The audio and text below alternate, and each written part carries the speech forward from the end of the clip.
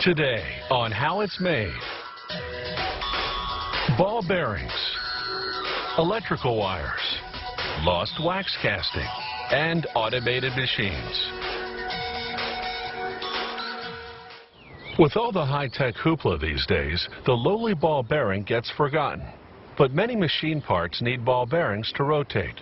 They're in household appliances, industrial machines, and car engine parts, such as alternators and fans.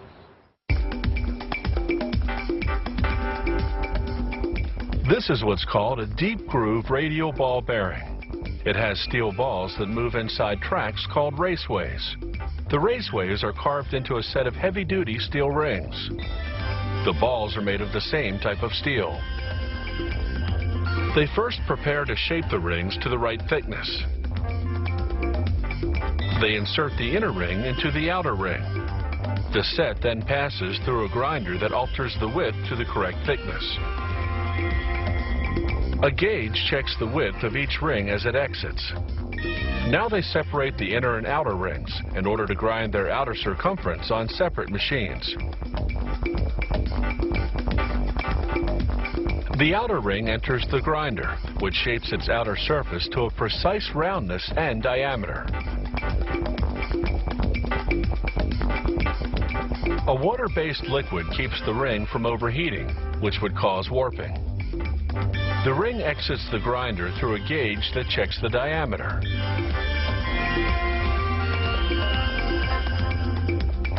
Next, the outer ring's raceway goes for grinding. Abrasive stone wheels with an oil coolant shape the surface to precisely the correct roundness and size. The inner ring and raceway go through a similar machine. Now the rings go for polishing.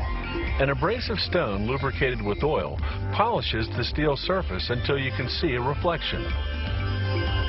Here's the before and after.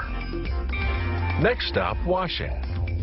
They coat the rings with thick oil and a fine stone grit. They clean the raceways with kerosene. Elsewhere in the plant, they classify the steel balls according to size. These balls started out as steel wire. A machine cut them into pieces and a die punched them into rough balls.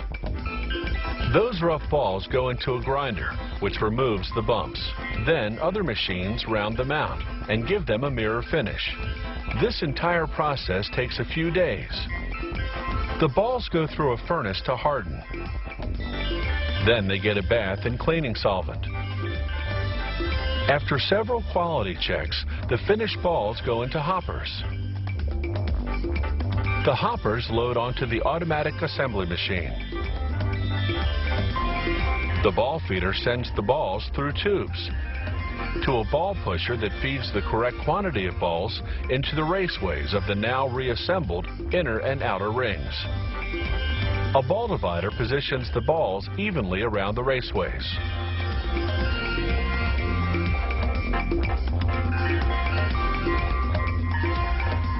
Next comes the ball cage, a metal cage that retains the balls in position around the raceways. The first machine installs half of the cage, the half with rivet holes. The next machine carefully positions the outer half of the cage, the half with rivets.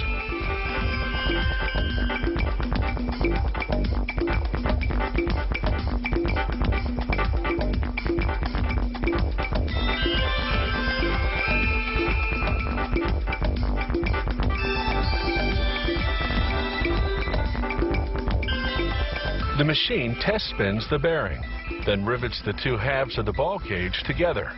The bearing is now fully assembled.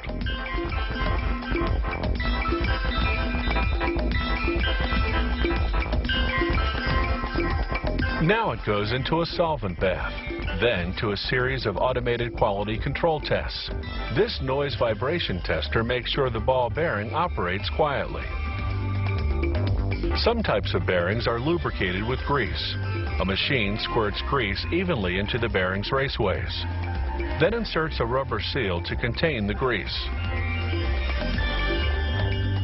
A final quality control test. An automated scale tosses out any bum bearings that aren't the required weight.